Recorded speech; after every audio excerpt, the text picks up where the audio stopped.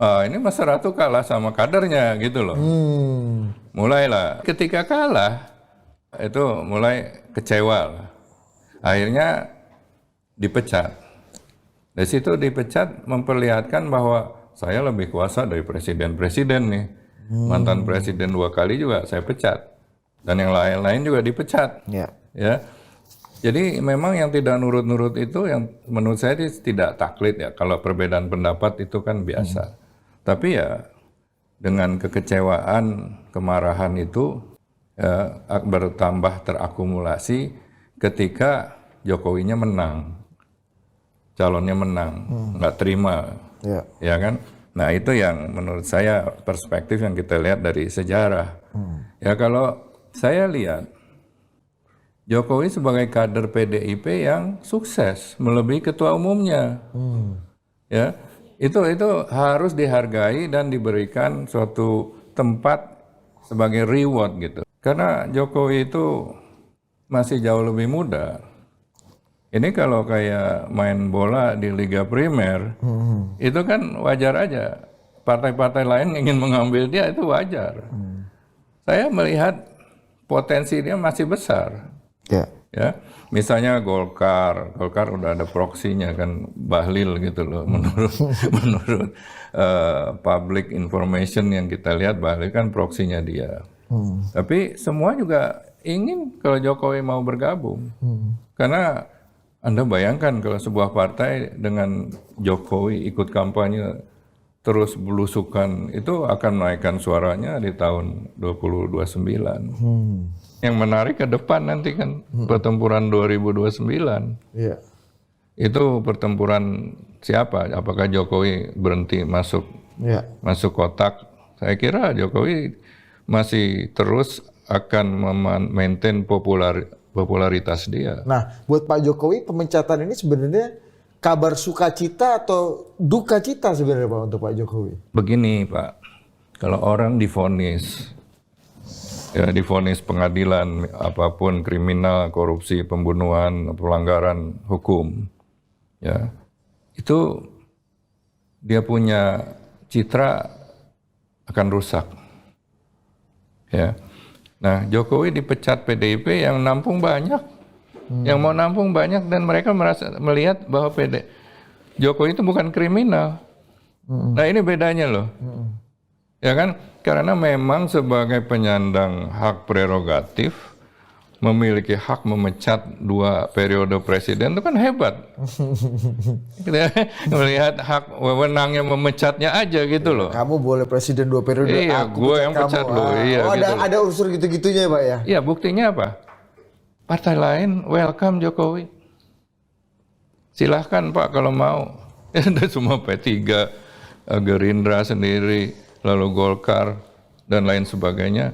Itu tidak melihat Jokowi sebagai seorang kriminal dan penghambat demokrasi. Juga PD Perjuangan merasa dizolimi kekuasaan atau menjadi korban dari kekuasaan itu agak saru menurut Pak Laks ya sebenarnya. Menurut saya sih bukan pada tempatnya, ya. Karena sebelum kita memberikan contoh berdemokrasi ke luar, berdemokrasi dululah di dalam. Gitu. Selama kita berkuasa, kalau kita menikmati keuntungan, aturan nggak usah dirubah.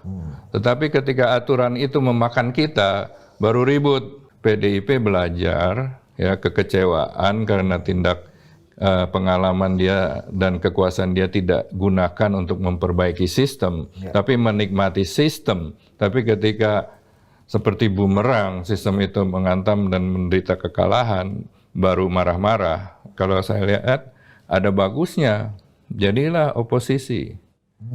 Oposisi yang benar, bersih-bersihlah dirinya gitu loh. Ya kalau memang ada masalah hukum ya tinggal diangkat aja masalah hukumnya. Jadi oposisi kan harus benar bersih. Jadi bukan, ya itu kalau masalah hukum aja, belum tentu kriminalisasi gitu Pak ya. Iya betul. Kita lihat bagaimana PDIP ke depan ya. Saya lihat ada yang satu pengaruh Megawati itu akan berkurang ke depan ini 2029 karena faktor umur dan lain sebagainya. Kedua, ada yang namanya orang dekat ya anak biologis lah, Mbak Puan. Yang saya masih lihat ada teman-teman di PDIP itu yang anak ideologis. Yang mana anak-anak ideologis Bung Karno yang ada sekarang udah semakin berkurang karena udah pada berumur semuanya. Muncul anak-anak baru yang tidak jelas, ya mencari zona-zona nyaman dan kedudukan aja gitu loh. Banyak yang ada di panggung-panggung politik mewakili PDI ini menurut Pak Laks? Saya melihat Kayak mereka, Bang Adian, Bang Deddy, Storus. nah itulah dia harus belajar dari sejarah perjuangan PDIP. Dan misi daripada partai itu apa? Ya, membangun demokrasi Indonesia yang lebih efisien. Ya bukan karena kalah terus ribut gitu loh. Kalau dia menang nggak bakal ribut kok. Coba Ganjar menang nggak ribut ya. Ya kan, tapi karena udah kalah, apalagi yang bikin kalah itu dibilang petugasnya ngalahin, kan tambah marah gitu loh. Tugasnya. Iya kan? Iya. Nah itu yang saya lihat kader-kader yang sekarang juga harus melihat bagaimana perjuangan PDIP itu. Pak, tapi dosa politiknya Pak Jokowi ke PD Perjuangan, apakah memang sebesar itu Pak? Sehingga memang hukumannya harus pemecatan gitu misalnya. Pak Laks melihatnya gimana? Sehingga narasi PDI kepada Pak Jokowi itu benci sekali. Kayaknya semua hal itu ya Pak Jokowi yang mengkoordinasi kemenangan ini, kemenangan itu, kekalahan ini, kekalahan itu Pak Jokowi lah yang mengatur dengan infrastrukturnya beliau gitu. Menurut Pak Laks ini. Ya itu kan yang tadi saya katakan, karena kekecewaan berat dia sebagai petugas kader mengalahkan ya penyandang hak prerogatif dan ketua umum yang tidak bisa diperdebatkan gitu loh. Itu juga kemarahan ya. Tapi dalam hal ya dianggap mendukung calon dari partai lain katanya kan. Loh, Pak Jokowi bukan mendukung calon partai lain, dia yang mengatur. Iya kan? Itu gimana kalau bisa mengatur, kita sebagai koleha dalam camaraderie itu kan bangga dong. Kok kader kita bisa ngatur partai lain? Hah? Iya. Iya. Loh, Ya harusnya bener juga ya Pak. harusnya begitu. Harus objektif. Feodalisme itu harus ditinggalkan. Jangan menjadi acuan untuk mengambil keputusan. Harusnya jadi keberhasilan bersama nih ya. Benar. Kan kalau nggak dipecat, PDI Perjuangan punya wapres sih Pak sekarang Pak. Betul. Mau rekonsiliasi Gibran pun kan masih baru dipecat kan.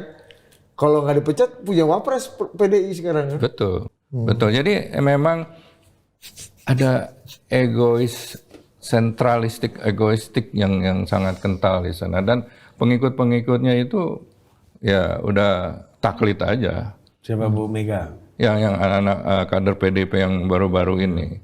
Nah, sampai-sampai ada kader yang mengatakan, wah kalau ngelawan Ibu Mega terkena karma. Nah, itu itu merupakan bukti betapa mereka itu mendewa-dewakan ketua umumnya. Karma itu kalau kita melawan Tuhan, Pak. Iya kan, dapat karma dari Tuhan, bukan dari orang lagi. Sampai dikatakan seperti itu. Nah, karena mereka menganggap ini sebuah dewa yang harus diagungkan, sehingga punya hak memberikan karma pada orang, dan ternyata sama Jokowi kalah. Yang kena karma siapa gitu loh.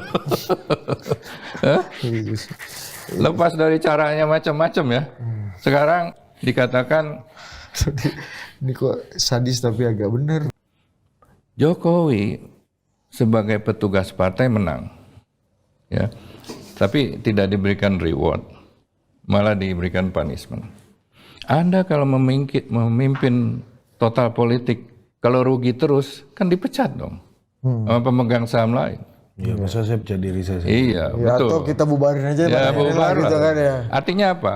Organisasi itu harus ada akuntabilitas. Kalau pemilu kalah, pemilihan presiden kalah, harus bertanggung jawab dong pemimpinnya. Jenderal kalah perang ya dipecat dong. Ya, sama panglima tertinggi. Komandannya pasti dipecat. Nah, kalau partai politik maju mengajukan calon presiden, berjuang mendukung, kalah. Yang salah siapa? Dan yang harus bertanggung jawab siapa? Jokowi yang disalahin. Kan mestinya Mega introspeksi dong dengan teman-teman. Kok kita kalah ya? Bukannya harusnya normalnya Pak Jokowi bantu Bu Mega untuk memenangkan pertarungan, bukan yang malah itu berlawanan. yang normal, bijaksana itu seperti itu. Ya kan? Nah, kemarin Ibu Mega juga kalah, tapi tetap jadi ketua umum. Kalau di luar negeri kalah langsung mundur, Pak. Ada urat malunya dan ada tanggung jawabnya. Benar nggak? Saya ini bukan. Tadi saya disclaimer, bukan saya benci. Ini kenyataan dan analisa. Ya mungkin berbeda pendapat ya, nggak ada masalah. Di luar negeri Bu Mega harusnya udah mundur ini berarti Pak. Kalau dari asas-asas yang normal, ya proses tata kelola yang bertanggung jawab, itu harus punya rasa tanggung jawab, rasa malu. Mengelola kalah, diberikan kesempatan memimpin kalah. Harusnya mundur dong, kasih yang muda-muda. Tapi ya itu kan yang Pak Jokowi bilang partai itu perorangan kan. Tapi di pidato beberapa waktu yang lalu kan Bu Mega kan juga sebenarnya pengen mundur nih. Iya. Aku udah pengen mundur, aku udah nggak mau nyalon lagi. Tapi Cuma karena partai dikuyo-kuyo mau diambil, aku harus memimpin paling depan. Bahkan waktu kemarin pidato juga ketika Mas Hasto kabarnya diganggu secara hukum gitu. Kapolri mau di Kapolri saya mau datengin. Kalau Mas Hasto dipanggil ada apa-apa dengan KPK, saya yang akan datang ke KPK. Jadi masalahnya udah di Saya personalize. dengar pidatonya kok miris sebagai teman lama ya. Miris itu pidatonya itu kalau kita lihat pola-pola pidato dan apa yang dibicarakan itu kan kayak apa stand up comedy gitu loh, kayak komika. Iya dong. Benar nggak? One way, ketawa, ada audiens yang tepuk tangan. Nah, satu hal lagi dari segi substansinya. Kalau yang ngomong di stand up comedy, kalau anak buah saya dipanggil KPK, saya geruduk KPK, itu ketawa semuanya. Tapi ini konteks orang pemimpin berbicara seperti itu. Itu kan mengatakan membuli KPK. Ya kan kalau yang ngerti hukum tidak akan pernah bicara seperti itu. Nah itu yang mestinya ada yang kasih tahu. Jangan bicara seperti itulah, ya kan? Kita memberikan contoh yang baik kepada rakyat, menghormati hukum, ya kan? Ya, jadi saya kira dari hal-hal seperti itu kita sudah melihat kognitifnya sudah berkurang. Kognitif itu dalam bahasa Indonesia itu daya kemampuan berpikir dan bertindak itu sudah berkurang. Jadi saya melihat sangat menarik sih. Ya. Kalau tadi dikatakan ya, karena terancam tidak ada lagi yang bisa memimpin, itu nggak beda sama Pak Harto. Pak Harto udah pilih terus sebagai ketua Golkar, sebagai presiden. Malah secara bulat tidak boleh lonjong. Satu orang pun anggota MPR bisa diciduk kalau tidak setuju. Keputusan Megawati mendapatkan hak prerogatif itu juga anti demokrasi. Ya, saya terlibat dulu memberikan hak prerogatif pada ketua umum waktu kongres di Bali. Diberikan hak prerogatif kepada ketua umum untuk merubah nama partai, untuk ikut pemilu, sekaligus untuk menyusun pimpinan partai DPP dan menciptakan logo partai baru. Pokoknya supaya cepat lah. Dalam keadaan darurat, tekanan. Nah dari situ kok berkembang dari hak prerogatif untuk melaksanakan segala-galanya. Ini untuk logo ya awalnya nih ya. Kisah hak prerogatif ini sejarah. Ya, kurang lebih logo nama partai yang ditambahin pembaruan dan kepengurusan baru gitu loh. Perjuangan. Ya, ditambahin perjuangan. Tapi kalau memberikan hak prerogatif itu dengan Mbak Mega mengatakan nanti calonnya saya yang menentukan kan. Pernah kan ngomong gitu kan.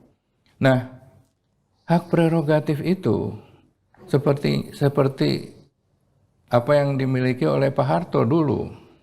Ya kan dia memilih wapresnya, dia milih dirinya sendiri.